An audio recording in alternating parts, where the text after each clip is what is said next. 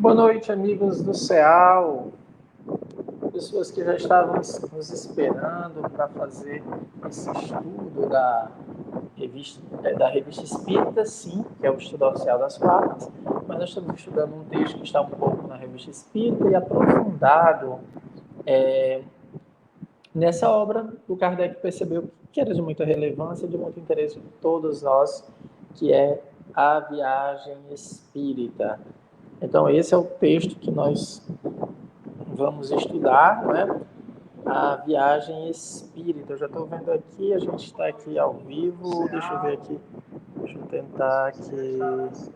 Tirar aqui, ó. Estou me ouvindo aqui, né? Vou tentar tirar, me afastar um pouco, Flor, para não ficar com a tarja tão no meu rosto, né? Deixa eu ver quem aqui já chegou, o pessoal já está chegando aqui. Eu estou esperando a Flor fazer o compartilhamento. Mas, Flor, como é que eu não pensei nisso? Eu não ajustei a câmera, né, Flor? Ó, podia ter ajustado aqui. Resolveria o meu problema. Desculpa ter passado a mão na tela assim, tá, pessoal? Valorizar ali a obra de arte do meu grande amigo Renato, que me deu este quadro maravilhoso de presente. Tá? Deixa eu ver aqui se a Flor já compartilhou nos grupos. O Eduardo Marinho está me dando boa noite, como sempre. O Eduardo é o primeiro a estar aqui conosco, a nos presentear com a sua presença aqui. Dizendo que gostou do pano de fundo, é o mesmo de todas as semanas, tá, Eduardo? Tá. A Flor tá me dando uma sugestão aqui. Só um instante, vou ter que baixar um pouco a câmera. Tem que vir aqui. Oi, Mônica. Eu perguntei hoje a Ana por você, Mônica. Oi, Marquinho, tudo bem? Deixa eu ver como é que eu vou fazer aqui, mano. Como é que eu vou fazer, Flor? O caminho é eu afastar, Flor. Não tem outra saída. Só vai o afastando aqui, senão vai ficar. Deixa eu ver o que é que eu posso fazer aqui com a câmera. Só um instante, pessoal. Olha o pessoal do Viana de Carvalho, que eu acho que aqui piora. Melhorou, né, Flor? Pronto. Olha aí, Flor. Ficou legal agora? Tá bom? Satisfeito? Pronto. Agora eu acho que tá legal, não preciso ir tão longe. Deixa eu ver aqui. O pessoal do Cedinho, o Evandro tá aqui. O pessoal do Grupo Espírita Viana de Carvalho tá por aqui. Minha amiga Kátia. Teremos reunião de diretoria, Kátia. Maria de Fátima Godoy. Eu acho que é a primeira vez que participa. A minha mãe já entrou aqui, está assistindo do trabalho. Quem que está dando? O Rafael está dando boa noite, Rafael Lima. Eu vou compartilhar agora, porque eu acho que a Flor já compartilhou para os grupos, né, Flor? Muito bem, Flor. Deixa eu compartilhar aqui com os amigos do CEAL, que é uma lista que as pessoas recebem todo dia o aviso da prece do Instagram e de quando os estudos começam. E se você faz parte da lista, nesse momento você vai receber, ó. Você acabou de receber. E eu agora vou compartilhar nas minhas redes sociais, porque o pessoal fica cobrando. Pronto. Já estou compartilhando. Vamos dar início a esse estudo, né? Continuar esse estudo da revista da Viagem Espírita, em 1862, um texto belíssimo de Kardec, com muitas lições para todos nós. Vamos fazer uma prece. Aqueles que desejarem, fechem os olhos, para que a gente possa... Opa! A Flor está indicando aqui que nós estamos com um probleminha. Só um minuto, gente. Só um segundinho aqui, tá?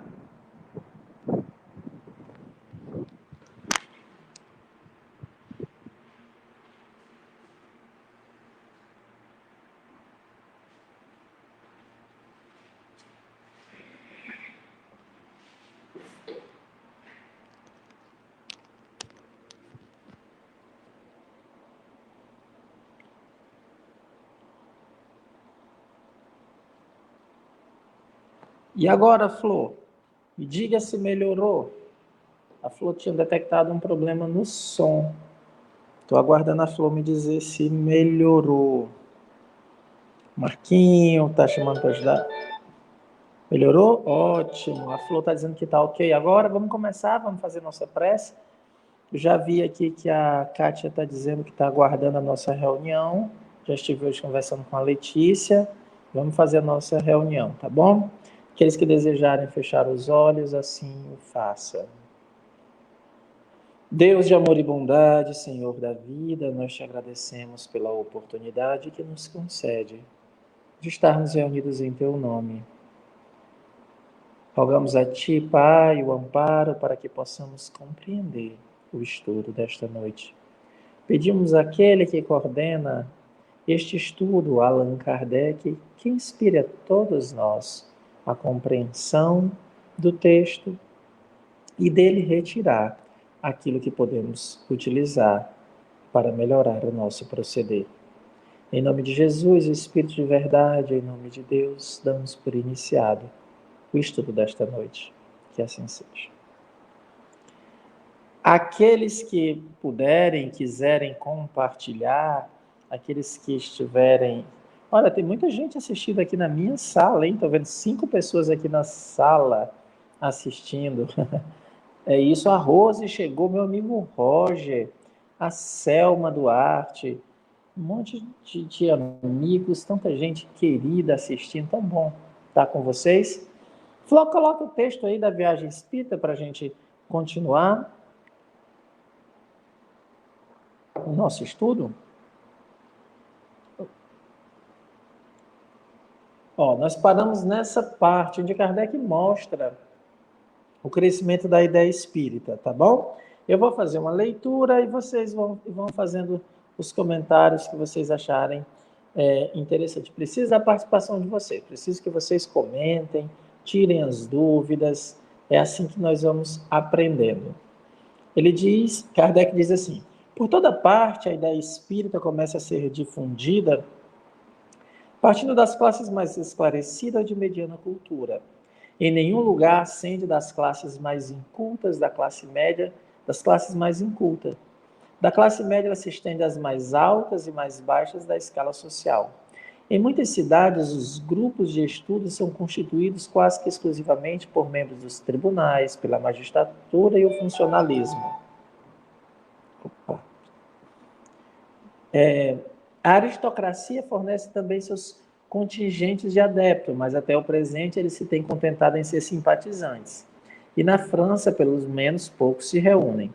Grupos destes tipos são mais comuns na Espanha, na Rússia, na Áustria, na Polônia, onde o espiritismo tem lúcidos representantes, mesmo nas camadas sociais mais elevadas. Um fato talvez mais importante do que a constatação de termos de quantidade, resultante também de nossas observações, é a seriedade com que se encara o espiritismo. Onde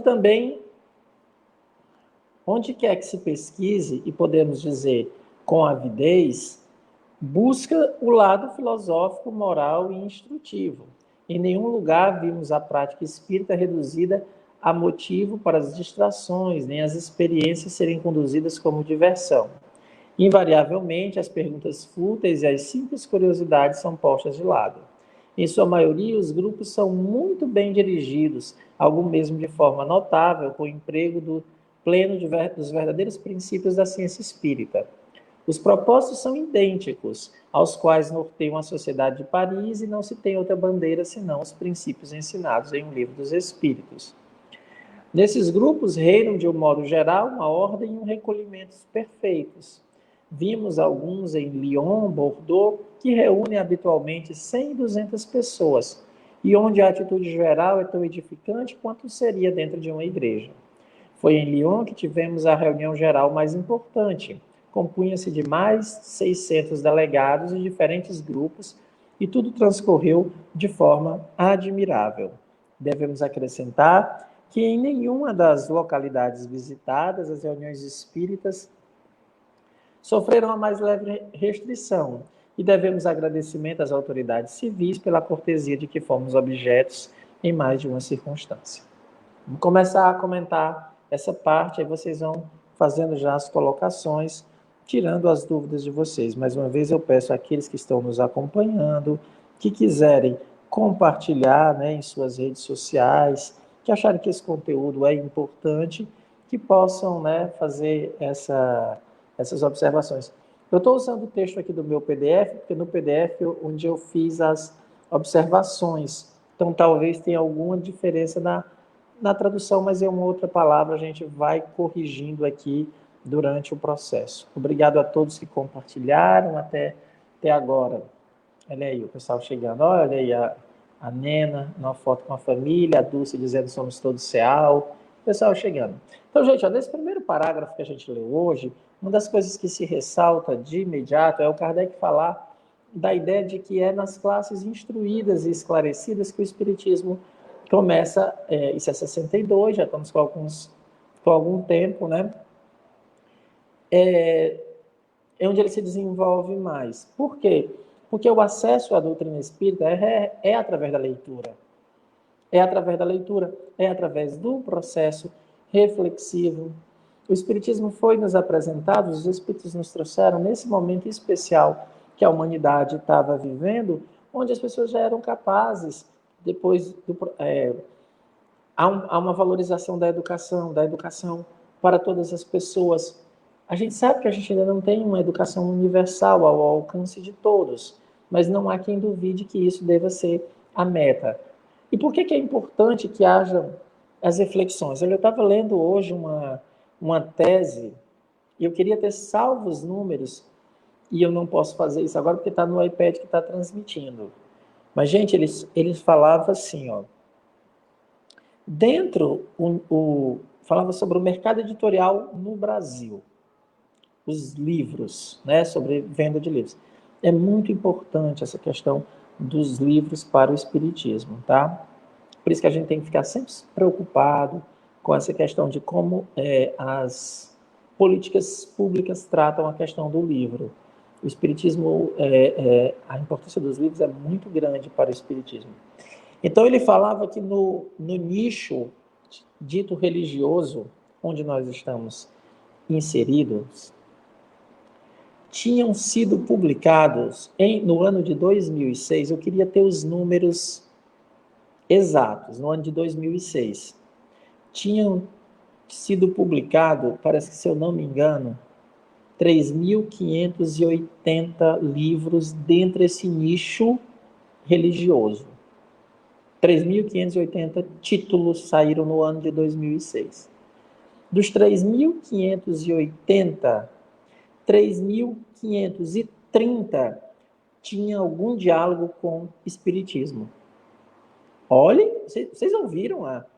3.530 de 3.580. O espiritismo produz muitos livros. Eu não estou falando aqui das qualidades, do que é publicado, mas há, sim, essa questão do livro, ele é muito importante. Por quê? Porque a doutrina espírita foi pensada para ser assimilada a partir da leitura. Era necessário que cada um de nós fizéssemos as leituras, as reflexões profundas. Você teria que ser espírita, você tem que ter um bom domínio do que é o espiritismo, do livro dos espíritos, do livro dos médiuns, do céu, do Evangelho segundo o Espiritismo, do céu e inferno, da Gênese. Você tem que se apropriar dos conceitos para compreender bem a doutrina que professa. Você tem que compreender as experiências práticas através dos estudos das revistas espíritas. Então, daí ter surgido nesse primeiro momento nas classes mais letradas, mais esclarecidas. Isso é um fato, porque não é uma doutrina, não é uma ciência que, nos seus conceitos, eles têm conceitos teóricos que precisam ser passados, compreendidos. Mas você não tem uma pessoa que diz, olha, eu vou te ensinar o que é o espiritismo. É assim, assim. Não, você tem que refletir e absorver. É um processo individual, um processo particular. Depois o Kardec vai observar em textos mais à frente, aqui em 62 ele já tinha visto, que embora as classes mais esclarecidas tenham absorvido ou se apropriado do Espiritismo, quem melhor vivenciou foram as classes trabalhadoras. Porque são os aflitos que melhor utilizam o Espiritismo. É sempre aqueles que... A classe trabalhadora, que os operários de Lyon, eles eram bem dedicados. Aqui mesmo a gente vai ver, né, nessa questão. Aí ele faz uma abordagem, né? Muitas pessoas dos tribunais, eu vi aqui que a minha amiga Roxane está aqui. A Roxane já deve ser espírita desde o século XIX, o pessoal aqui da magistratura. Não sei se ela aguenta ser de tribunal, né? Desde o século passado. Né? Tem o pessoal aqui, Ednélia, o pessoal que é dos tribunais aí, estão desde a vida passada. E aí ele faz uma abordagem geral. Mas para nós aqui o que é importante a gente refletir é quando ele diz assim, ó, que um fato importante do que a constatação em termos de quantidade, um fato talvez mais importante que a quantidade, é a seriedade com que se encara o Espiritismo. Essa é a grande questão, esse é o diferencial que Kardec vai dizer. A seriedade. Não tem, em todas as pessoas buscavam o lado filosófico, moral e instrutivo. É isso que nós temos que buscar no Espiritismo. O lado moral e instrutivo. Quais são as instruções? Eu estou aprendendo, eu estou me melhorando. Olha, se você está... nós somos espíritas, mas essa ferramenta nós não utilizamos para nosso melhoramento, para nossa transformação, isso é algo que eu não estou sabendo usar a ferramenta. Não está me servindo de nada. Eu vou ser daqueles que, quando desencarnar, vão gritar Senhor, Senhor. Então, o Espiritismo tem que valorizarmos esse lado filosófico, moral, instrutivo, né? Não é, ele diz que já não era tratado como uma distração. Os grupos, ele já coloca que são muito bem dirigidos, com os verdadeiros princípios da ciência espírita, né? Kardec tratando o Espiritismo como uma ciência, todos em consonância, até então, com os princípios da Sociedade de Paris. A Sociedade de Paris era o modelo, né? Aí aqui ele vai dizer as características dos grupos. Reinam, de modo geral, uma ordem, um recolhimento perfeitos. Então, são grupos bem recolhidos, em ordem. Você tem que ser bem organizado, prepare o seu estudo com antecedência. Aí eu estou vendo aqui a Rosângela, que está se manifestando, né? E eu vejo o grupo da segunda-feira preparando o seu estudo do Livro dos Espíritos, se organizando, faz reunião. Não sei se eles fizeram reunião hoje, né? Fazer reunião de pauta, programa tudo o que vai ser, escolhe a música, nem que o Facebook derrube, mas escolhe a música, né, Rosângela? Organiza tudo. Isso é a seriedade que ele está dizendo aqui que tinha, né? Aí ele diz que as principais cidades de então, espíritas de então, era Lyon e Bordeaux. Em Lyon ele teve reuniões entre 100 e 200 pessoas, em Bordeaux, né? Em Lyon ele teve reuniões com 600 pessoas, 600 delegados participar. Delegados eram pessoas que tinham sido delegadas a participar daquela reunião. E as reuniões espíritas, ele narra aqui uma coisa que já era interessante, que as reuniões espíritas não tiveram objeção já na época das autoridades públicas. Então, Kardec estava bem feliz por conta dessa questão da seriedade, faz com que a gente possa compreender, com que as autoridades públicas de então, pela seriedade, respeitassem muito. A Rosângela faz uma descrição. Lembro do meu avô lendo o Evangelho e me explicando o significado das palavras. Sim, aí você faz isso para crianças, você faz isso para as pessoas iletradas, você faz isso quando a pessoa está com uma dúvida.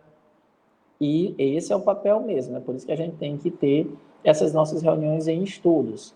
Mas, como eu repito, bato na tecla sempre, leia suas obras em casa sozinho também. Leia o seu evangelho sozinho, medite, porque seu anjo da guarda vai falar com você nesse momento. Leia o Livro dos Espíritos, né? Você que está participando do grupo da segunda.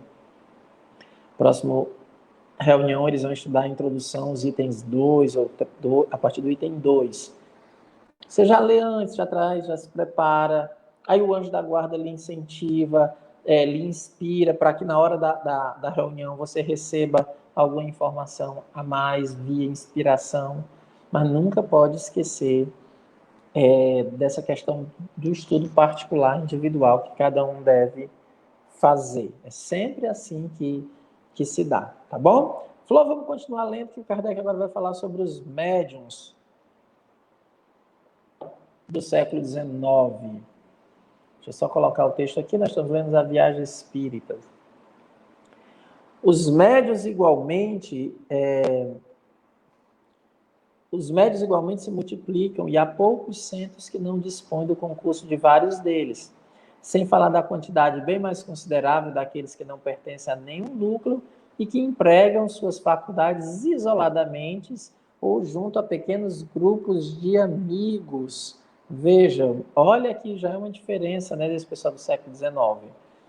Muitos médiuns nos vários centros já tinham, né, eles já estavam se multiplicando, mas há uma grande quantidade de médiuns que não pertenciam a nenhum núcleo e que se empregavam suas faculdades isoladamente, ou seja, no seu lar, sozinhos, ou junto de pequenos grupos de amigos.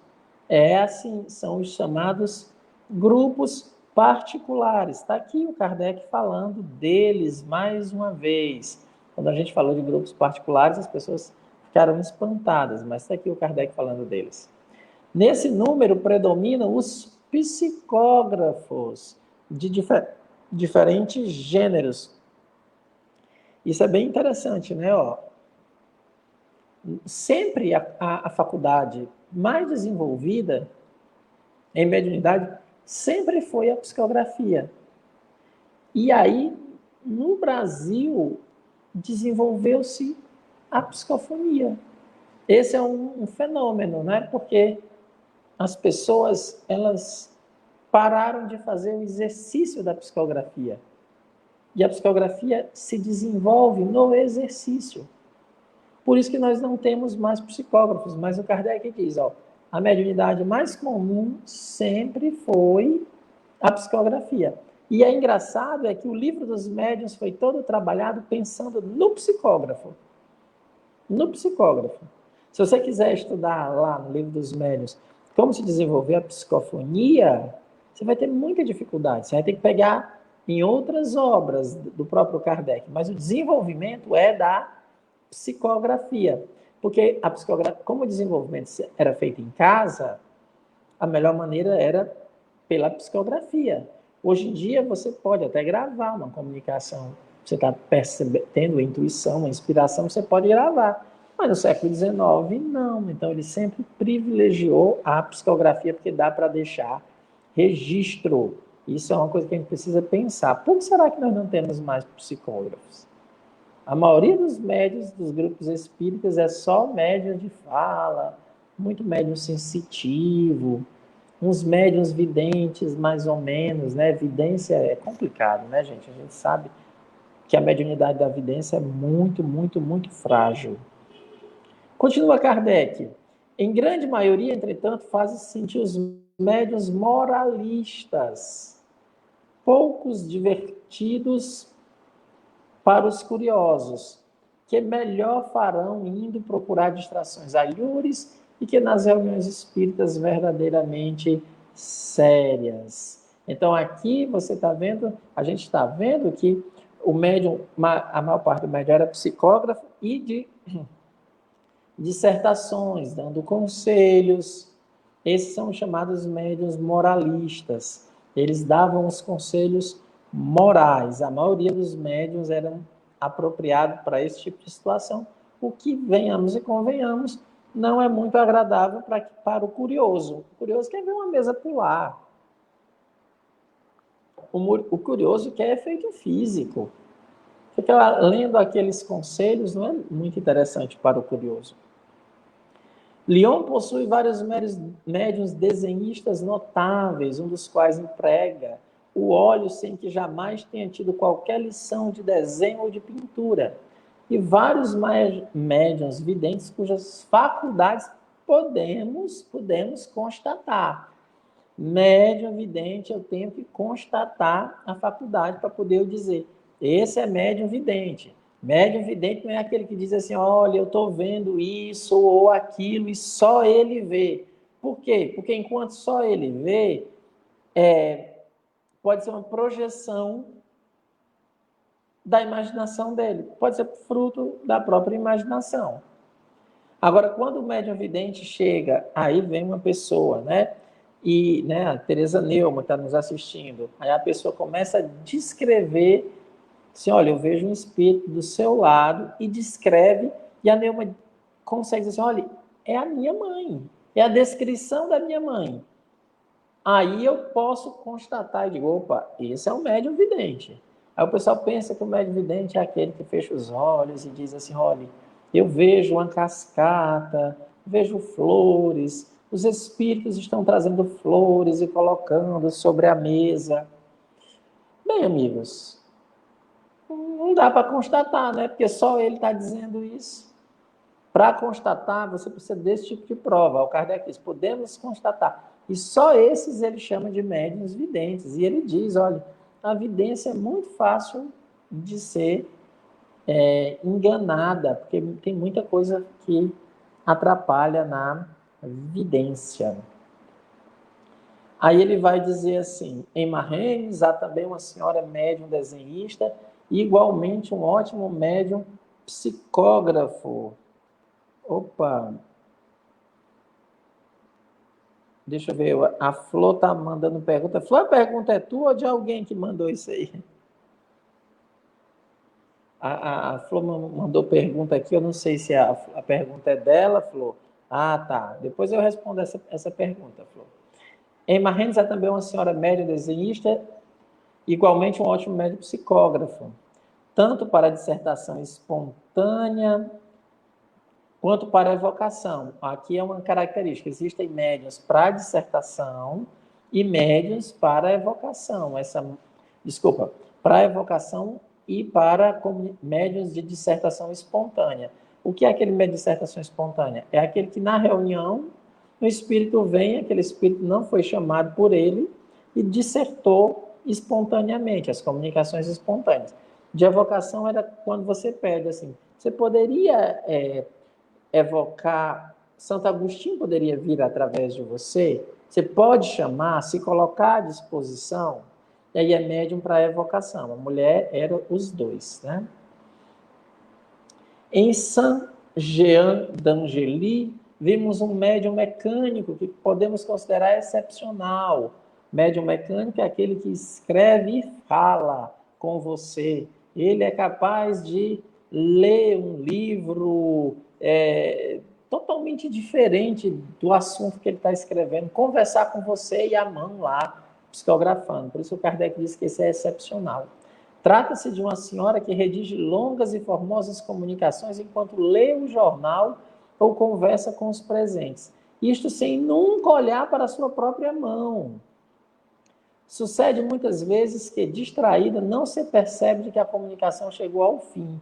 Olha aí, gente, olha que médium. Ela escreve e lê o jornal, conversa com você, às vezes a mão para e ela continua, né? Os médiuns iletrados são numerosos e muito há que psicografam sem jamais ter aprendido a escrever. Outro fenômeno raro, médium iletrado, médium analfabeto, psicografando, né? Mas ele não sabe ler. Mas aí tem que ser muito mecânico, porque o espírito toma conta do corpo dele e escreve mesmo sem ele saber ler. E amigos, olha, não tem nada mais difícil do que você escrever depois de adulto. Se alguém já tiver alfabetizado um adulto, olha, você para fazer um O, que eu acho que a letra mais fácil é um O, né? O pessoal diz assim, não sei fazer um O com a quenga, né? Negócio do lado do coco.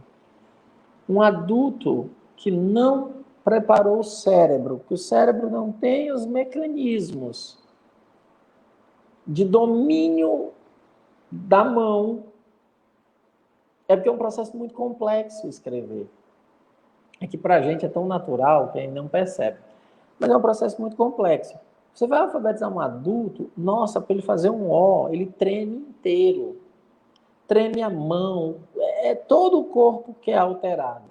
E esses médiuns iletrados psicografavam. Era um fenômeno que não tinha como dizer, tem um espírito aí que está envolvendo, né? A Rosângela pergunta, nesse caso, Cícero, o médium tipo empresta a mão ao espírito, não é? Ele empresta a mão ou pode emprestar o corpo todo, pode ser um médium de possessão. O espírito toma posse do corpo e aí escreve por ele, né? Pode ser sua mão também. Os médiuns iletrados são numerosos, né? Já li essa parte. Isso não é mais surpreendente do que ver um médium desenhar sem ter sido iniciado nessa arte. Pois é, outra coisa surpreendente. Mas o que é característica evidente é a diminuição dos médiuns de efeitos físicos, à medida que se multiplicam os médiuns de efeitos intelectuais. Aí o Kardec já vai dizer, os de efeito físico estão sumindo e os de efeitos intelectuais estão aumentando. É que, como os espíritos afirmaram, a fase da curiosidade passou e já vivemos, me perdoem aqui, que o PDF aqui deu uma corrida. Só um instante, gente.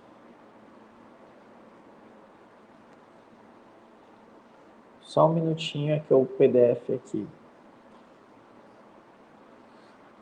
Diz, a fase da curiosidade já passou e já vivemos um segundo período da filosofia. O terceiro, que começará em pouco, será o da aplicação à reforma da humanidade, né? Então, aqui nós temos todo um processo, né? Que ele está dizendo, a curiosidade, depois a aplicação da filosofia, por terceiro, a aplicação da reforma da humanidade. Como eu sempre digo, o Kardec fala, o Espiritismo vai nos ajudar na transformação da humanidade.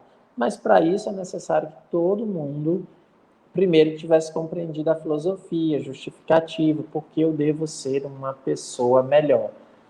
Tomado desses sentimentos, a gente vai modificando, compreendendo as leis divinas, a gente vai modificando o nosso proceder, né? Até agora, o pessoal não tem feito muitas perguntas, está todo mundo meio que adormecido, ou estão concordando. Tem a Ana Kleber, que está chegando agora, disse que vai assistir o início depois. Vamos continuar, Flor, essa a próxima parte, onde Kardec mostra o papel dos espíritos nesse trabalho. Ele diz assim, os espíritos que tudo conduzem com grande sabedoria tiveram a intenção de preliminarmente despertar as atenções para a nova ordem de fenômenos e provar a possibilidade de comunicação com os seres do mundo invisível. Então, essa questão dos fenômenos de efeitos físicos terem surgido, num primeiro momento, isso é uma estratégia dos espíritos para chamar a atenção. Todo fenômeno de efeito físico é sempre uma estratégia que os espíritos utilizam. A gente tem que ficar sempre também nessa questão dos efeitos físicos, a gente tem que sempre pensar naquilo que impressiona a nossa matéria, qual é o objetivo por trás. Então, se eu tenho uma doença, qual é o objetivo? O que é para eu aprender? Se eu estou passando por uma dificuldade, o que é para eu aprender? Se eu estou passando por uma situação de conflito, né, eu estou vivendo uma experiência difícil na minha família, o que é para eu aprender? Em tudo tem um objetivo da providência divina. Quando você descobre o objetivo da providência divina, você diz, meu Deus, obrigado, Senhor. Eu estava reclamando porque eu sou cego. Eu tenho os olhos fechados, o Senhor é sábio. O Senhor tem toda a razão. Então, o fenômeno de efeito físico surgiu, os espíritos se manifestaram, mas você precisava tirar uma lição disso, para não ficar apenas com efeitos físicos. É aquilo, né? As pessoas sentem uma obsessão. Poxa, estou sentindo um espírito perto de mim. Tá, eu vou para um grupo espírita. E aí?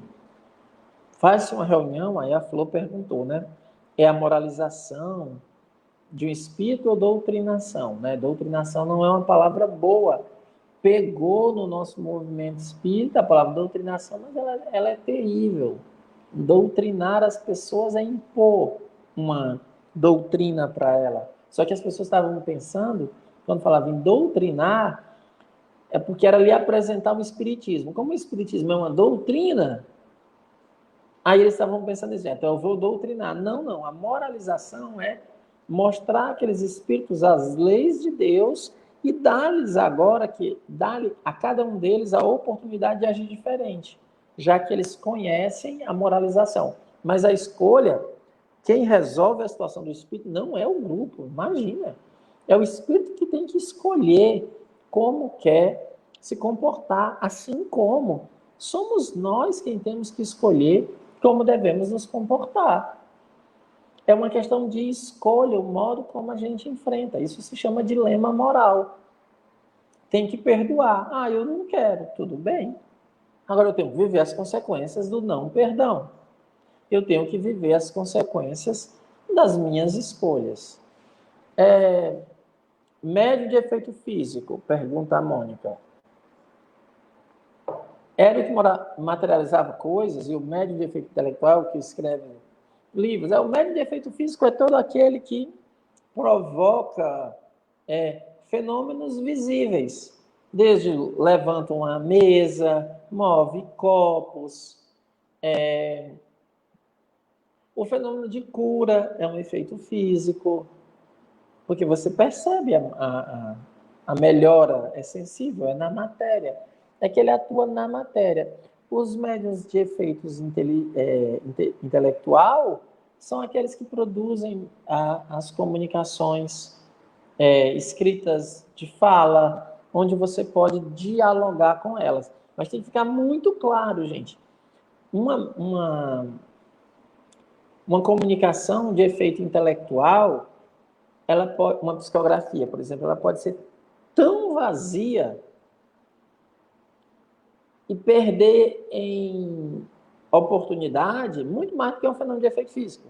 Não é porque é de efeito intelectual que é melhor do que um efeito físico, porque tem muita comunicação que vem de efeito intelectual, psicografia, que, pelo amor de Deus, não quer dizer nada, vazia completamente. Então, a gente tem que ter... Não é porque é de efeito intelectual que a gente pode aproveitar tudo. Não, a gente tem que ter bastante cuidado com isso. Algumas comunicações de efeito físico são para nos acordar, e aí eu lembro num caso que o CEAL trabalhou, que era bem interessante, era um espírito que, nossa, ele fazia muitas coisas dentro de casa. Todo mundo sentia espírito dentro de casa, ele ligava uma lâmpada, ligava chuveiro. Era uma beleza aquele espírito. Era um jovem que estava morrendo que tinha morrido e queria avisar a mãe para ela se trabalhar um sentimento que ela carregava. E aí, depois que ela foi para o grupo, lá para o CEAL, passou. Outra vez a gente teve outro fenômeno de efeito físico muito legal, que era um incêndio, um espírito que colocava incêndio, produzia incêndio dentro de uma loja e arremessava as coisas. Era muito legal, assim, do ponto de vista do estudo, né? Porque para quem está lá pegando as coisas, pegando fogo, é péssimo, né? E nós fizemos a reunião lá e o resultado foi fantástico. Isso precisou de uma reunião, foi muito, muito bom o resultado. Então, fenômeno de efeito físico, mas nós tiramos muitas lições. Algumas comunicações que a gente recebe, pelo amor de Deus, não quer dizer nada. Espírito totalmente mistificador, só enganando. A Magda tem pergunta. Esse é o início dos estudos dele, onde aparecem os fenômenos e onde vêm os ensinamentos dos espíritos. Pergunta. Existem vários estudiosos do Kardec pelo mundo ou partiu dele para o mundo? Só não entendi. O final. Existem vários estudiosos tipo Kardec pelo... Não, tipo Kardec não tem, não. O finalzinho aqui eu não entendi, Magda. Tipo, o Kardec era especial no sentido de que ele veio com essa missão de organizar o Espiritismo. Ele era um dos espíritos responsáveis pelo Espiritismo, ele era um espírito superior encarnado. É tanto que os espíritos chamavam ele de mestre. Os espíritos chamavam ele de mestre. Então, ele é um espírito superior encarnado com essa missão específica de construir uma doutrina. Então, você tem outros espíritos muito lúcidos, mas a gente ainda está longe de aplicar a doutrina que ele nos colocou. Então, tem muitas pessoas que estudam. O que a gente quer não é nem espíritos iguais ao Kardec. O que a gente quer é que a gente aplique o que ele colocou. Se a gente colocar em prática o que ele colocou, já vai fazer uma diferença imensa. E a gente precisa, de novo, os espíritas, esse é um movimento que, graças a Deus, a gente está vendo se fortalecer no Brasil, que é uma reaproximação dos espíritas a Allan Kardec. Porque Allan Kardec ele é um nome muito citado, mas pouco lido. Todo mundo provavelmente tem as obras em casa, mas poucas pessoas leem. E a gente, às vezes, descobre textos e diz, onde é que está isso? Um exemplo claro, é porque, gente para nós, aqui do CEAL, algumas coisas são tão óbvias que a gente já, assim, mas olha, eu que dou palestras nos grupos, participo de grupos de estudo, por exemplo, eu falo de anjo da guarda. Anjo da guarda, as pessoas não conhecem. Não conhecem. Não sabem nem que existe. Espíritas. Eu caio para trás, assim, mas como a gente não sabe que existe anjo da guarda? As pessoas, não, anjo da guarda não é negócio de catolicismo, não. Não. Não é. A doutrina católica tem os anjos da guarda, mas tem uma concepção. A doutrina espírita tem os seus anjos, tem anjos da guarda, mas tem uma outra concepção. As pessoas não sabem. Outra coisa, as preces que são feitas no Evangelho segundo o Espiritismo. As pessoas não sabem o que são aquelas preces. Elas não leem o último capítulo. Porque disseram para ela que no espírita não faz prece decorada. Então, a prece do espírita é espontânea. Então, aquele último capítulo parece que não precisa ser lido, não precisa ser estudado. Essa é a questão. Então, a gente precisa se apropriar de novo de Kardec, dos textos, estudar, refletir, debater, mas principalmente viver a proposta de Kardec. Você precisa viver essa proposta espírita, né, que Kardec nos apresenta. A gente fala Kardec a Kardec e os bons espíritos, é sempre em conjunto. Ele nos apresenta, ele nos dá uma orientação e diz assim, olha, isso aqui tá aqui um instrumento para ser feliz. E a gente sempre diz, hein, ó, o livro dos Espíritos, o Evangelho segundo o Espiritismo, ela não foi feito para espíritos bons, hein? Isso tem que ficar muito claro para todo mundo. Quem precisa ler essa obra são os espíritos imperfeitos. Quem tem que ler o Evangelho são os espíritos imperfeitos, nós. Os espíritos bons, eles não estão lá em cima, metafórico, né? Estudando a doutrina espírita. Não. O livro dos Espíritos foi feito assim, ó. Você que é espírito atrasado, está aqui uma ferramenta para deixar de ser. Leia isso, medite, faça essas escolhas se você quiser. Se você não quiser, encontre outro caminho. Aí cada um vai escolher o seu caminho. Tem uma pergunta aqui da Socorro, Flor. Vamos colocar antes de eu continuar a leitura.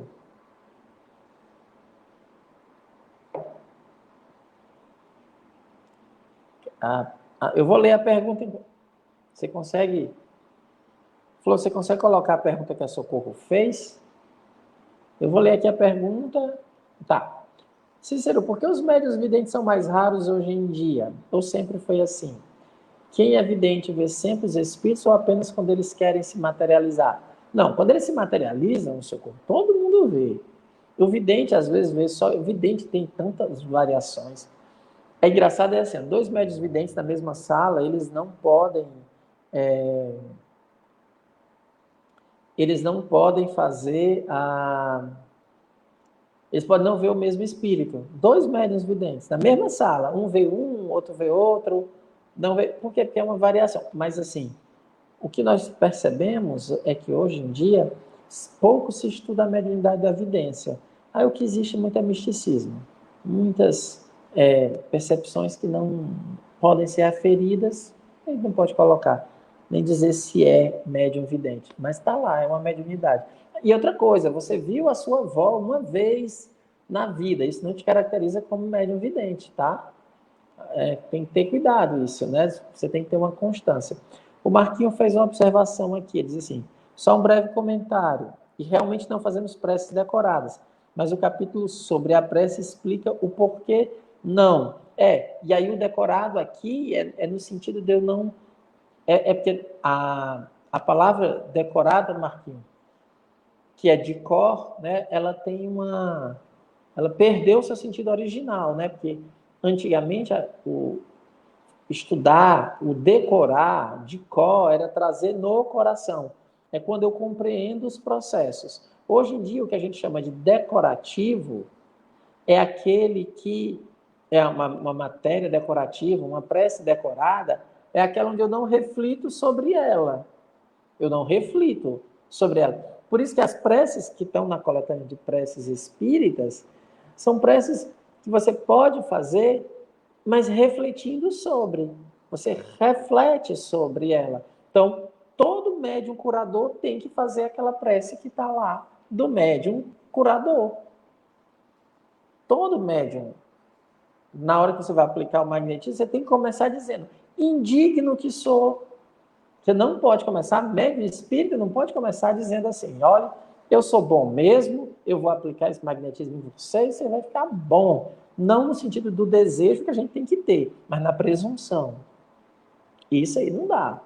Então, essa prece é uma prece que a gente faz sempre, mas refletindo sobre o que está dizendo. Então, a palavra hoje em dia tem esse tom, né? Assim, de que ela decor, né? Decor é sem reflexão. Por isso que a gente não faz essas preces decoradas. Porque uma prece precisa transmitir uma ideia. Você precisa saber o que vai fazendo. Aí eu uso o exemplo, né? Quem acompanha, se vocês puderem, estão todas no Instagram, as preces que foram feitas no Instagram. Quem acompanha aquelas preces vão saber que elas vão aumentando. Elas estão aumentando, né? Assim, ó. Uma pessoa diz uma coisa, eu lembro, né? A Rosângela fez um comentário, eu alterei a prece. Alguém faz um outro comentário, eu alterei a prece. Alguém faz um pedido, eu insiro dentro da prece.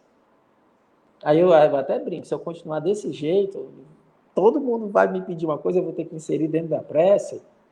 Daqui a pouco essa prece está... Por quê? Porque eu tenho que transmitir uma ideia. Eu tenho que transmitir uma ideia. Mas onde é que está a força da prece?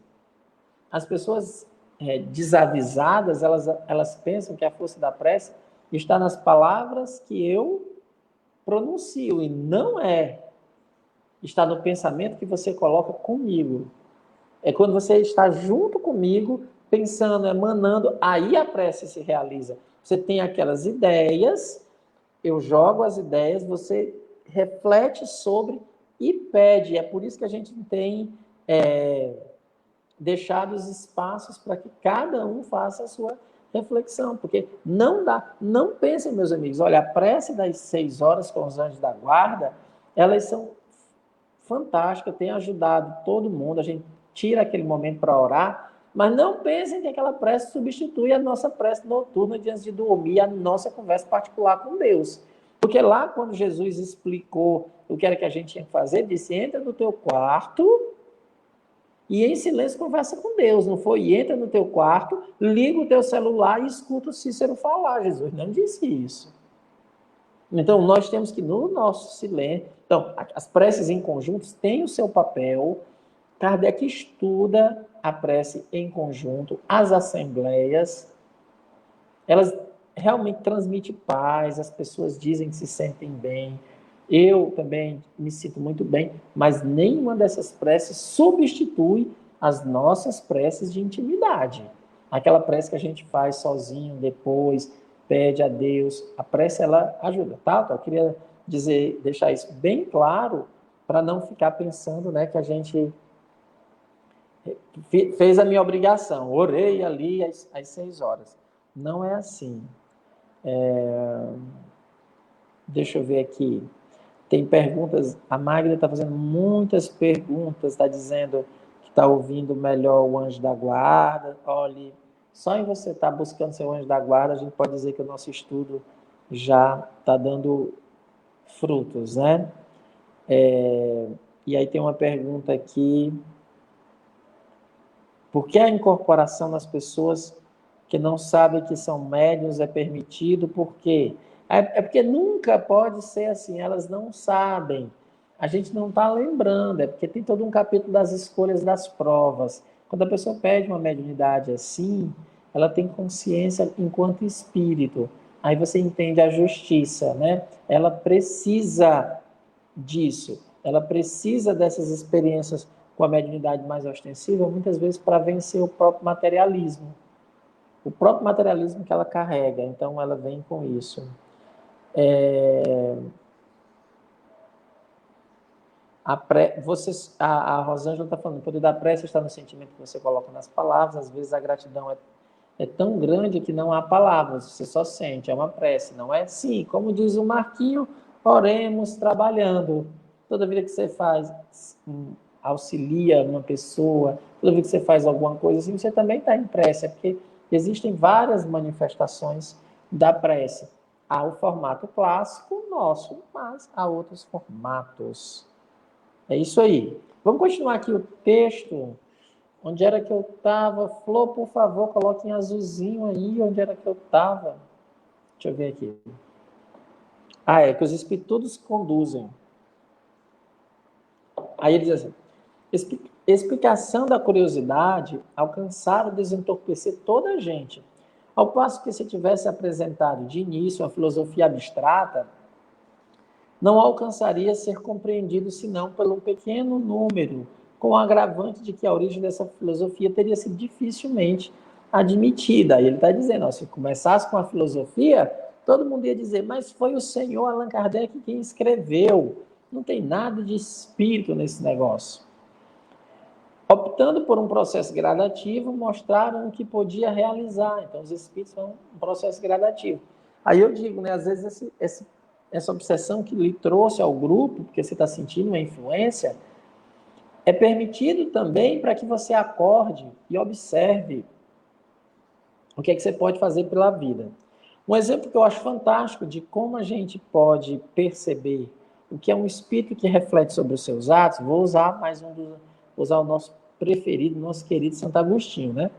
Tem nas Confissões um relato que o Santo Agostinho estava com uma dor de dente terrível. Isso, né? Agostinho nasceu no ano de 554 ou 574. Agora me fugiu aqui, eu estou na dúvida se é 574 ou 554. Acho que é 574. Se alguém puder depois aí salvar, que eu fiquei na dúvida se é no ano de 574 ou 564. Mas, venhamos e convenhamos que ali no século VI da era cristã, uma dor de dente era algo muito... Hoje em dia é uma dor muito terrível, né? E na época era muito pior, porque você não tinha os procedimentos que nós temos hoje. E aí ele estava com o rosto muito inchado de dor. E aí ele escreveu, já faziam 3 dias que ele estava com o rosto muito inchado, com muita dor. Aí ele escreveu numa tabuazinha, a Flor está me dizendo que foi 354. Obrigado, Flor, como sempre, salvando aqui as coisas, né? Nossa, eu falei 554, eu troquei, olha, agora, lógico, meu Deus, eu joguei Santo Agostinho para o século VI da era cristã, não sei como é que o Marquinho não caiu para trás, é 354, no ano 4 da era cristã, desculpem, me perdoem, 354. Então, é pior ainda, né? Desce mais aí uns séculos, a dor era grande. E aí ele escreveu uma tábua pedindo ajuda aos amigos. Ele pediu que os amigos orassem com ele às 6 horas.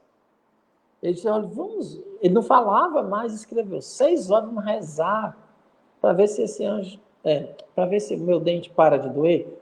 Ele acreditava no poder da oração, na oração com os amigos e na oração das 6 horas, que é a oração dos anjos. Por isso que eu chamo sempre os amigos para orar às 6 horas. Tudo, gente, é tirado de Agostinho. Vocês já estão sabendo que é tudo meu é meio copiado de Agostinho, tá? Então, você sempre tem que copiar os bons espíritos, né? Então, Agostinho orava nesse horário e chamava os amigos. Então, eu disse assim, vou chamar os amigos, não vou escrever numa tábua, mas vou escrever modernamente, mando um WhatsApp, vamos orar junto às 6 horas. E aí, lá nas Confissões, Agostinho diz assim, quando ia dar 6 horas, ele dizia, antes de eu dobrar os joelhos, que eles oravam ajoelhados, ele disse que o dente foi curado. Antes dele dobrar os joelhos, aquele dente que fazia 3 dias que estava inchado, com dor, foi curado. Curou a dor de dente. E aqui a Neuminha, não sei se a Neuminha está online, a Neuminha também estava na pandemia com uma dor de dente terrível e com medo, né, receosa, até porque não tinha consultórios médicos, aí ela pediu para Santo Agostinho curar o dente dela.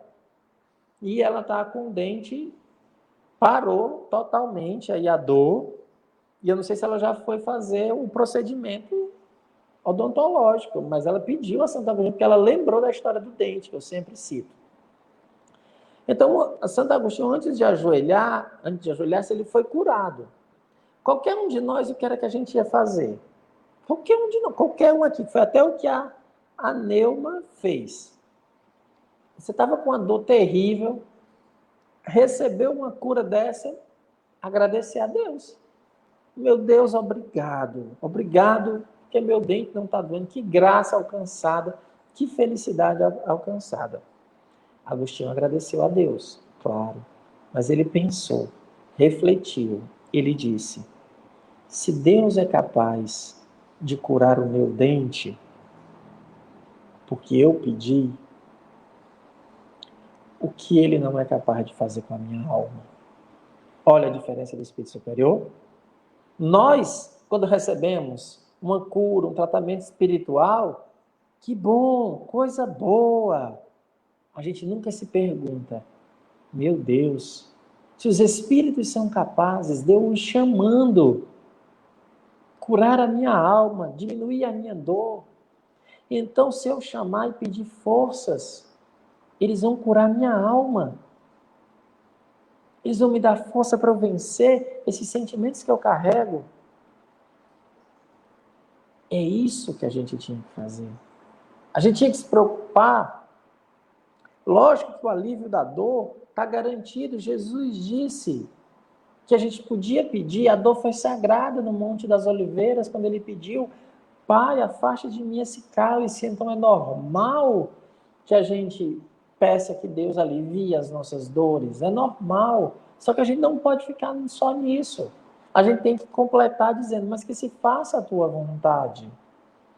Que se faça a tua vontade. Por isso que quando a gente tem um ente querido que está doente, né, que está numa situação bem complicada, eu posso falar isso, porque a gente, esses dias, esteve conversando com famílias nessa situação, e o que é que, como espíritas, a gente vai dizer?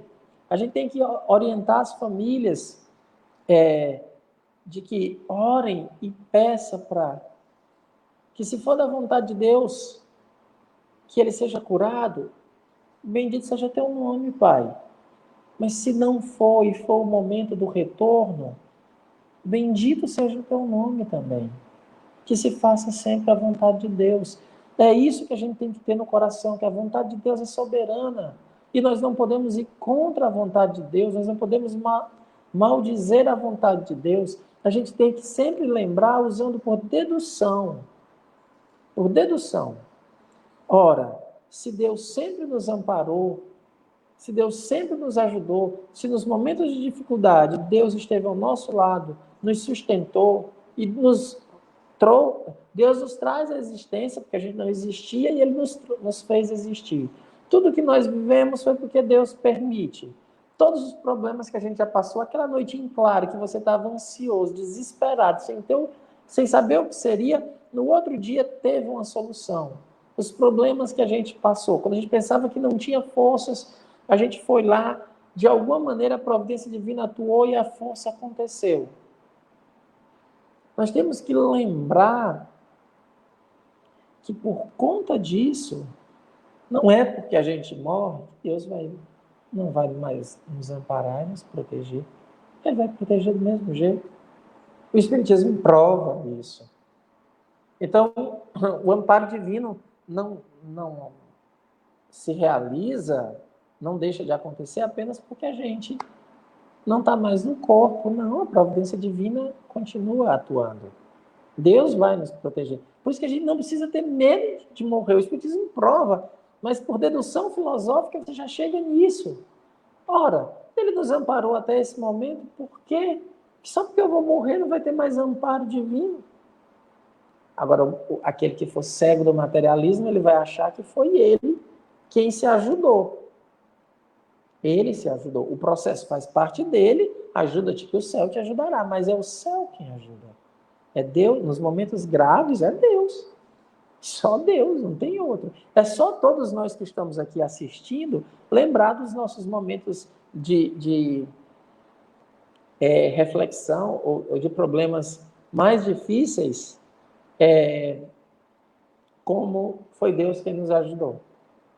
É que agora a gente não lembra ou não dá o devido crédito, como é explicado no capítulo 27. Quando a gente encontra uma saída, a gente costuma dizer assim, olha como eu fui esperto. Está escrito lá no Evangelho.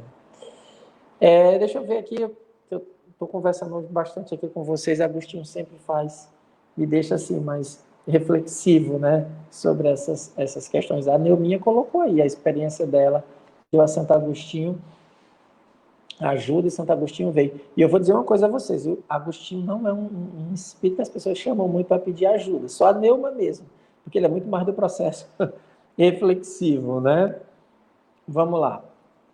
Todavia, como em definitiva as consequências morais constituíam sua finalidade essencial, deram suas manifestações seu aspecto normal de seriedade, quando julgaram suficiente o número de pessoas dispostas a ouvi-los, pouco se inquietando com os recalcitrantes. Quando a ciência espírita estiver solidamente constituída e escoimada de todas as interpretações sistemáticas e errôneas que caem a cada dia ante o exame sério, eles se ocuparão de estabelecê-lo em âmbito universal, para isso empregando poderosos meios. Enquanto esperam, semeiam a ideia por todo o mundo, a fim de que, quando o momento estiver chegado, ela encontre por toda parte o terreno preparado. E saberão bem como superar todos os entraves, pois os que podem contra ele e contra a vontade de Deus, os obstáculos humanos, né? Então, o que pode contra Deus, os obstáculos humanos. Então, aqui ele está dizendo, a ciência espírita precisa dessas consequências morais, precisa ser trabalhado com seriedade.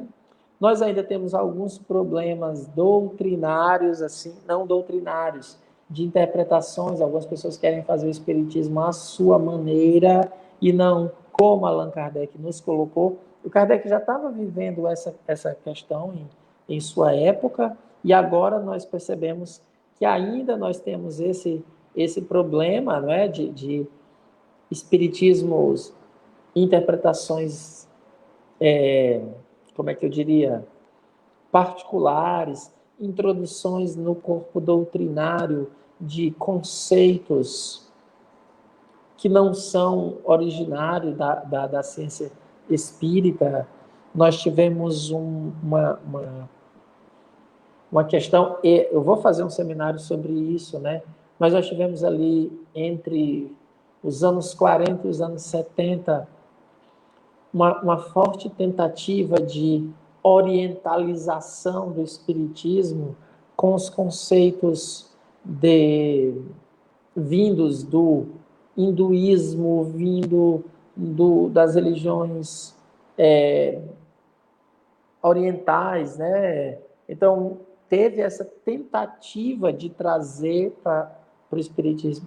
Depois, mais no começo do século XX, no final do XIX, no XX, no Brasil, teve uma tentativa também muito forte de introduzir conceitos da doutrina católica dentro do arcabouço teórico espírita. Foi muito forte, tentaram se colocar esses conceitos. Também teve muito tentativa de colocar conceitos das religiões de matriz africana dentro dos conceitos, dentro do arcabouço teórico espírita. Então, vocês vão vendo que a gente vai tendo que lidar com todas essas questões. E aí, hoje em dia, nós somos chamados, aqueles que estudam Allan Kardec, né, o Marquinho aí é um deles, de ortodoxos, que são aqueles que desejam estudar a doutrina como Kardec colocou. Nós respeitamos todas as matrizes culturais, matrizes religiosas. Nossa, meu Deus do céu. Respeito profundo pelas religiões orientais, pela beleza que elas têm. Respeito profundo. Respeito profundo pela tradição das matrizes africanas, toda a história ancestral que ela representa, toda a tradição cultural, respeito profundo pela Igreja Católica, respeito profundo por toda os conceitos que ela tem, tudo que ela tem. Respeito. Agora, a doutrina espírita, ela não precisa não precisa que coloquem nela, injetem nela conceitos de outras matrizes para que a gente tenha respeitabilidade. Não precisa. O Espiritismo está pronto. O que a gente precisa é aplicar a doutrina. Isso sim. Então, nós precisamos aplicar a doutrina espírita. Só isso. Não precisa trazer nada de outra matriz religiosa, cultural, para poder, digamos, justificar como se o Espiritismo precisasse para ser compreendido. Não. Nós temos o corpo doutrinário já dado. E aí, esses são os chamados espíritas ortodoxos, aqueles que só estudam Allan Kardec. Ele é a nossa chave de leitura. A gente lê a partir dele. Aí, pronto. E a gente está tentando aqui para conquistar a nossa felicidade nesse sentido. A gente, aqui algum pessoal está falando aqui, né? Sejamos ortodoxos, então, né? Kardec, sim. Se ortodoxo for porque seguimos Kardec, é Kardec mesmo. Aí, né? Ortodoxia nesse sentido, ok. Tá tudo bom. O Marquinhos também está dizendo, né? Respeito à compreensão de que o seguimos é a visão dos espíritos apresentada a Kardec. Perfeito. Vamos seguir essa visão. A gente não vai ficar mudando, né? Só porque alguém acha que o respeito não é porque a gente, digamos, respeita que a gente vai introjetar. Eu sempre digo o seguinte, todos nós aqui, se formos convidados para uma cerimônia de uma religião outra, né, uma religião qualquer, você vai chegar lá foi convidado para um casamento. Aí no casamento lá, durante a homilia, o padre falou na ressurreição do corpo do Cristo, ou na hora da transubstanciação, que é quando a hóstia é consagrada e vira o corpo e o sangue do Cristo dentro da matriz católica. Nós não vamos levantar e dizer, ei, né, isso aí não é verdade, não. Gente, isso seria de uma falta de educação terrível, um respeito àquela tradição, o que ela compreende, respeito. Imagina se a gente ia fazer isso. Agora, por isso, porque a gente respeita, a gente vai pegar as coisas de lá e trazer para nós? Não faz sentido, isso não existe. É falta de bom senso. E as pessoas hoje em dia têm um espiritismo que está querendo fazer isso. Trazer tudo de fora para... Não, é Kardec, tá? Só Kardec. E esse só Kardec é só Kardec como chave de leitura. Agora você pode ler o que você quiser. Agora, lendo a partir de Kardec. Ele é a chave de leitura. Depois, para terminar esse parágrafo, estou lendo aqui a hora, eu queria terminar mais esse parágrafo aqui na minha marcação, ele diz assim: essa caminhada racional e prudente se revela em tudo, mesmo nos mais sutis ensinamentos que gradualmente proporciona, de acordo com o tempo, os lugares e os hábitos dos homens. Uma luz intensamente brilhante e súbita não ilumina, mas ofusca. Assim sendo, os espíritos oferecem de pouco em pouco. Quem quer que acompanhe o progresso da ciência espírita reconhecerá que ela cresce em importância à medida que penetra os mais profundos mistérios. O espiritismo discute hoje em dia ideias das quais não se duvidava há alguns anos, e ele não disse a última palavra, pois que reserva muitas outras revelações. Então, ele está dizendo aqui que a gente vai caminhando aos poucos, a gente vai compreendendo a doutrina aos poucos, nunca de uma vez, por quê? Porque é um processo individual aqui, nesse momento, não sei se o Marquinho concorda, né?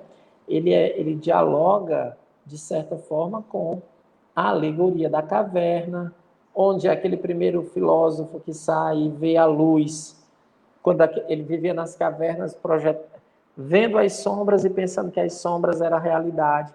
Num primeiro momento, quando ele vê a luz, o que é que acontece? A luz lhe queima as retinas, porque ele estava acostumado com as sombras. Eu vejo muitas pessoas isso, você apresenta assim, olha, Kardec diz isso, mas há 25 anos que a pessoa faz de um jeito. Aí ela não quer largar o que ela faz. Por quê? Porque ela agora já está acostumada com o que ela faz. Então, esse apego aos seus preconceitos. Isso também o Descartes fala. Isso. Agora, eu não sei se é o Descartes ou é o Livro Teixeira no livro que ele faz na apresentação de Descartes, né, mas aí ele faz a citação, que o problema não são os preconceitos, porque não existe uma pessoa sem preconceitos. O problema é o apego às ideias. Lógico que quando a gente começa alguma coisa, nós temos uma reflexão, né? Nós temos as nossas ideias. Aí o Kardec vai mostrar isso, ele diz assim, ó, os espíritos me convenceram do contrário. Ou seja, isso demonstra que ele não tinha apego às ideias preconcebidas. Porque todos nós temos ideias preconcebidas. A gente precisa fazer uma... Se eu não tiver uma ideia, eu não consigo nem saber o que é que eu estou procurando. Nós temos já uma certa intuição. Nós já carregamos essa em nós, né? Nós já temos essa certa ideia para que a gente possa procurar. Então, eu parto de alguns pressupostos, eu escolho alguns pressupostos. Então, a gente começa a fazer uma análise a partir daquilo. Então, o nosso problema é que a gente não pode se apegar e achar que para sempre tem que ser daquele jeito. Não. Existem mudanças, existem transformações. Então, a gente pode dizer assim, um exemplo. Olha, não sabia do diálogo do espiritismo com o magnetismo. Mas agora eu estou lendo, eu estou vendo as traduções, estou vendo... Há um diálogo do magnetismo com o espiritismo. Vamos ler, vamos procurar saber como é que Kardec dialogava com isso. Dr. Demer aplicava magnetismo? Como é que é isso? Quem é Deleuze, que Kardec classifica como sábio no catálogo racional? Então, agora eu não preciso ficar preso ficar preso naquela ideia de que, não pode. Está pronto, né? Assim que não... Agora eu li está pronto aqui, acabei falando assim, naquela ideia de que não é desse jeito. Não, vamos ouvir.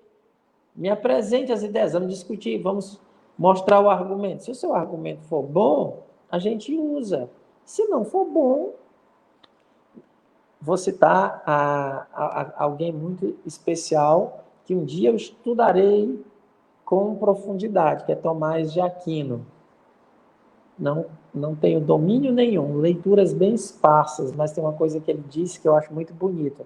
Ele diz assim: não importa quem diz a verdade, o que importa é se é a verdade. Então, para nós, o que importa é verdade. A gente não vai ficar brigando aqui para dizer, isso é verdade, isso não é. É verdade. Se é verdade, isso é o que importa. Vou ler mais um parágrafo para encerrar e a Flor marca para a gente continuar na próxima semana, que isso aqui é muito importante. Falou em Tomás de Aquino, Marquinhos se manifestou.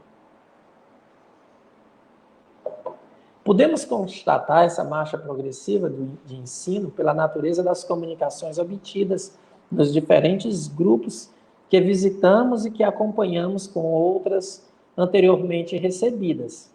Elas não se distinguem apenas por sua extensão, sua amplitude de vistas, facilidade de obtenção e alta moralidade, mas, acima de tudo, pela natureza das ideias discutidas e, frequentemente, de forma magistral.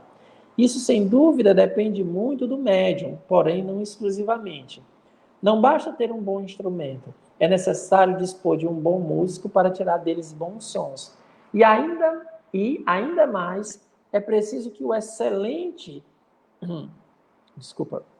que o executante disponha de uma audiência capaz de compreendê-lo e de apreciá-lo. Quem se daria ao trabalho de executar diante de surdos? Eu vou terminar com isso daqui para que a gente perceba. Algumas pessoas dizem assim: por que as comunicações estão mais pobres hoje em dia? Nós não temos alcance. A gente está disposto a mergulhar sobre elas, a refletir sobre elas? Quando você está disposto, as comunicações vêm com profundidade. Eu não sei se a Rose está assistindo. No grupo Paulo de Tarso, nós recebemos uma comunicação do nosso guia espiritual. Ele respondeu algumas perguntas que nós nos propusemos, fizemos para ele algumas perguntas. Eu acho que a gente passou umas 4 semanas, a Flor do Paulo de Tarso, ela pode me dizer.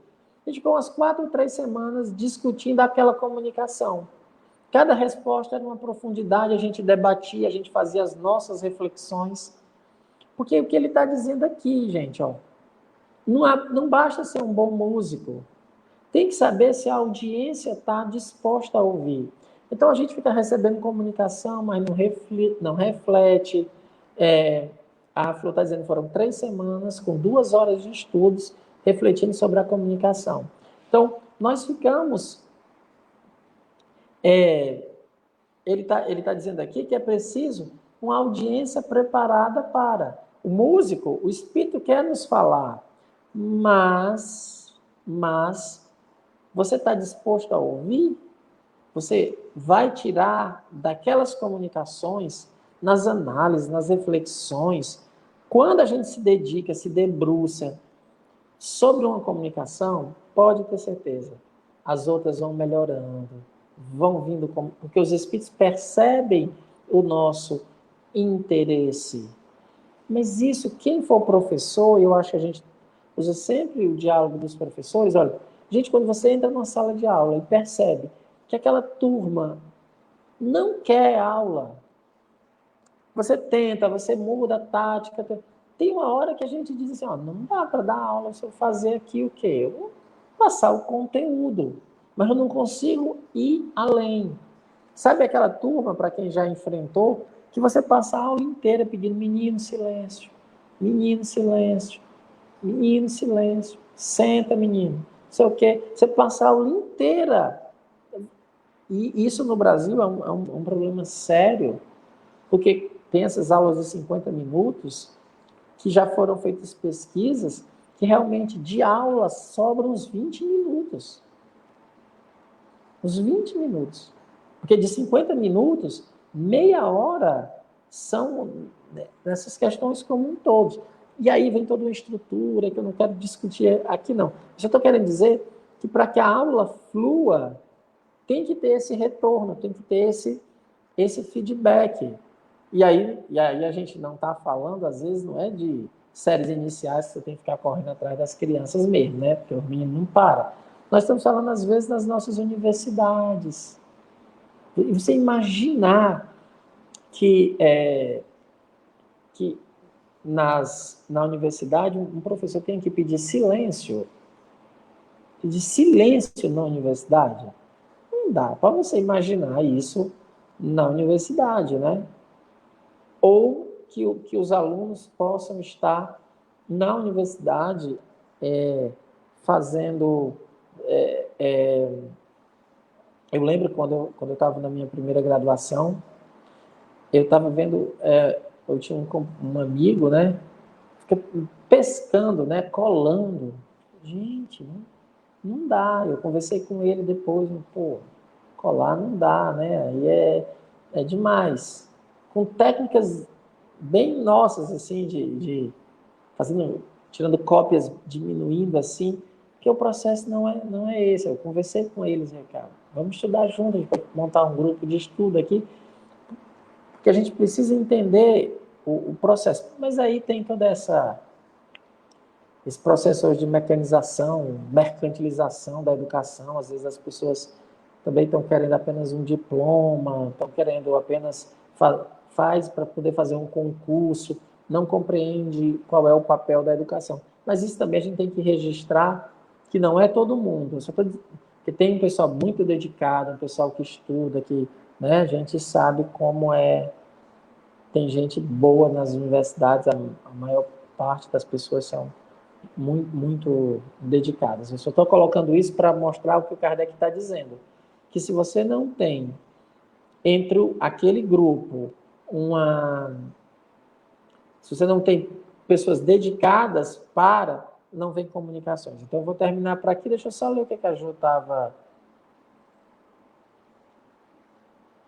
Ela colocou um depoimento aqui. Estava tão preocupado com o meu filho, porque quando vim do trabalho foi assaltado e orei a Deus, mas senti a espiritualidade me aplicando uma injeção e me dando um comprimido. E hoje amanheci mais calma e muito grata. É isso, tá vendo? Ela orou a Deus e compreendeu a ação dos Espíritos sobre ela dessa maneira. Eu vou aproveitar já que ela fez esse depoimento, eu vou aproveitar para que a gente possa interpretar esse depoimento que a Jo está dizendo. Ó. Ela disse que estava muito preocupada porque o filho, quando vinha, foi assaltado, né? E ela orou a Deus e sentiu a espiritualidade, e ela sentiu a espiritualidade aplicando uma injeção, dando um comprimido, e hoje amanheceu mais calma, ela está grata. Pode tirar aí o comentário, Flor. Eu queria dizer a todos nós, olha, esse é o exemplo da questão que serve para a vidência, assim como serve para uma percepção. A percepção tem muito mais daquilo que a gente crê. Então, se eu estou aqui calmo, o que é que eu vou fazer? Eu quero me acalmar. O que é que a gente usa no dia a dia? As pessoas tomam comprimidos, não tomam? Uma injeção de ânimo, não é a expressão que a gente usa? Fulano está precisando tomar uma injeção de ânimo, não é? Quando você ora naquele momento que você está de aflição, ela estava nervosa pela situação enfrentada pelo filho, olha como ela interpretou a ação dos bons espíritos. Essa é a interpretação dela. Por quê? Porque os espíritos não aplicam injeção nem dão comprimidos. Os espíritos aplicam fluidos sobre nós. A prece que ela fez vinculou ao seu anjo da guarda, ela recebeu todo o amparo divino e interpretou. A percepção dela foi interpretada de acordo com o quê? Com a crença dela, com aquilo que ela tem, que todos nós vamos ter de interpretação. Eu costumo sempre dizer, todo mundo que tem uma experiência com os espíritos, Normalmente ele só vê médico no plano espiritual. Vocês já perceberam isso? Só tem médico. Parece que só tem médico no plano espiritual. Todo mundo é médico. Meus amigos, é o seguinte, você sofreu um acidente, está no hospital, você faz uma prece. Quem é que você quer ver? Um arquiteto? Ninguém quer ver um arquiteto, né, numa hora dessa. Um economista, já pensou? Você está lá numa aflição, sofreu um acidente, está no hospital, quer ver um contador? Não. A gente quer o quê? Um enfermeiro, um médico. Por isso que os espíritos, para todo mundo, só se realizam dessa maneira. Dessa maneira. Mas os espíritos são os espíritos, essas funções são funções nossas. Eles nos amparam, aplicam fluidos. Os bons espíritos. Como é que isso se dá? De fato, a gente não sabe, né? Mas que eles nos envolvem no seu abraço, sim. E aí a gente interpreta do jeito que... Só que aí a leitura espírita, a gente não vai poder dizer assim, olha, foi uma injeção de fato. Foi um fluido que ela recebeu. É assim que faz. Só aproveitando aqui a deixa, a gente vê como é que a gente pode interpretar as percepções, mas não pode tirar ao pé da letra. E aí, Jô, tem que também, né, sempre agradecer a Deus, ocorreu tudo bem, graças ao bom Deus, reflita, e ele vai tirar, seu filho vai tirar as lições, foi um chamamento. Eu adoro uma palavra que os meus amigos evangélicos usam, ele foi um livramento. Então agora ele vai poder refletir mais. Então, vamos fazer a nossa prece de agradecimento. Eu já dou os recados de amanhã. Tem alguns recados para vocês, tá bom? Obrigado pelas pessoas que compartilharam, que estão conosco aqui, compartilhando. Deixa eu ver aqui se tem mensagens. Vamos agradecer a Deus. Deus, o amor e bondade, Senhor da vida. Nós te agradecemos, Pai, pela oportunidade que nos concede de estarmos reunidos em Teu nome. Agradecemos a Allan Kardec, que coordena esse estudo. Rogamos que esta noite, durante o nosso sono, possamos estar com os nossos anjos da guarda. Que possamos ter com eles conversas salutares e que possamos acordar com estas ideias claras, que possamos agir de acordo com os ensinamentos dos anjos. Em nome de Jesus, o Espírito de verdade, em nome de Deus, damos por encerrada esta reunião, rogando ao Pai que nos ampare e nos proteja hoje e todo sempre. Que assim seja. Olha, meus amigos queridos que estão aqui comigo esse tempo inteiro, eu queria agradecer, né, a vocês que compartilharam, quem não pôde compartilhar também, a gente agradece. Eu queria dar os avisos de amanhã. Só gratidão, Jô, só gratidão. Seu filho tá joia. Amanhã nós temos estudos, não é? Flor, põe aí o cartaz, Flor, do estudo de amanhã. Deixa eu ver se a Flor já está com o cartaz pronto. A Ana Alzira está dando boa noite já, o pessoal está dando boa noite, a Ana Clébia.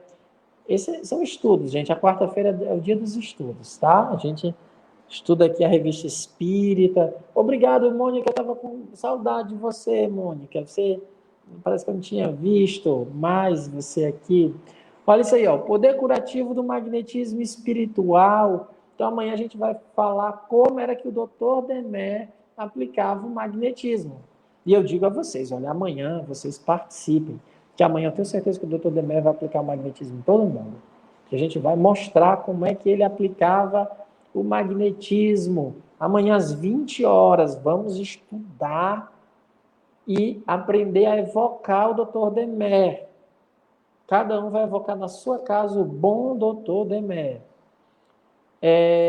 Isso é amanhã. E no sábado nós vamos estudar a porta estreita. Meu Deus do céu, esse estudo já me bate um desespero da porta estreita. Oh, Jesus! Mas a gente tem que estudar, né? A porta estreita.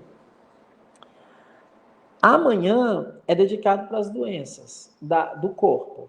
Sábado para as doenças da alma, tá bom? Deixa eu ver mais recados. Eu queria convidá-los para a prece do Instagram, que ocorre às 17h55. A gente está sempre junto, fazendo a prece, orando pelos que sofrem. É só colocar lá, CEAL, vai no Instagram, @CEAL Fortaleza. E também quero convidá-los para a campanha dos idosos, aqueles que puderem nos ajudar doando cestas básicas. Deixa eu ver aqui, a Ana Kleber está dizendo que foi maravilhoso. Meu amigo, tá tudo no YouTube. Perdeu, está no YouTube. Você quer estudar o magnetismo? O curso está completo no YouTube. Vão lá, por favor, curtam no YouTube, tá bom? Sigam a gente no YouTube. Nós precisamos dessas pessoas. Dos seguidores. É seguidores o nome, né? No YouTube, Flor? A Flor é quem sabe tudo de tecnologia. A Rose está dando boa noite. O Antônio Carvalho, o médium de transporte, está dando boa noite. Deixa eu ver aqui quem mais está dando boa noite aqui. A Tereza Neuma, minha amiga, está dando boa noite. A Valquíria, de Pernambuco, são os inscritos, tem que se inscrever no YouTube. A Jô está dando boa noite. Rita Maciel, pessoal de Có. Yara, boa noite. Vai colocando o nome de todo mundo aí, ó, Flor. Deixa eu ver aqui. O Roger. Roger, eu preciso falar com você, Roger. Depois manda uma mensagem para mim. Ana Kleber está dizendo que super recomenda a prece do Instagram. Cleonice, está todo mundo aqui dando boa noite. Deixa eu ver aqui. O pessoal está aqui. A Selma. É isso, gente. Só gratidão a vocês. E amanhã nós estaremos juntos. Marquinho, muito obrigado. Denise. Pessoal que eu não tinha falado ainda. Muito obrigado pela companhia. Flor, os nossos comerciais.